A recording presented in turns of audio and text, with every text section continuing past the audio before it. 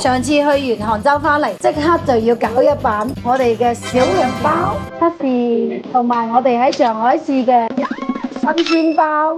哇，好脆喎！今日呢個新鮮包，呢個新鮮包就冇汁，呢個又冇汁。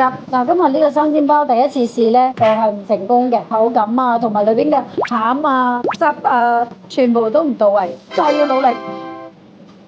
今日呢個餃子皮 OK 㗎，呢個餡呢都唔錯。我試下呢個，你睇佢呢個餃子呢冇包好，呢個唔得，一定要飽滿，凹咗落去，全部巢皮到呢空溜溜嘅裏邊。試下我哋嘅雲吞。蟹子鮮蝦鮮肉雲吞，啲蟹子食落去脆卜卜，同埋咧包得都幾緊緻嘅，嗰啲肉咧唔會肥啊，唔會油啊。今日呢個雲吞咧有啲似樣嘅，今日呢個肉咧做得好 Q 彈，唔錯。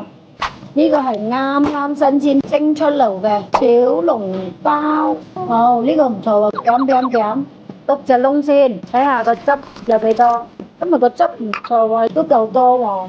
但係個餡都係唔得，你睇我一夾裏邊已經鬆咗啦。今日咧就第一次試小籠包生煎包失敗嘅，咁嚟緊咧我哋要繼續第二次進行佢嘅測試，可以嘅話，梗係希望團隊可以3次成功，再要努力。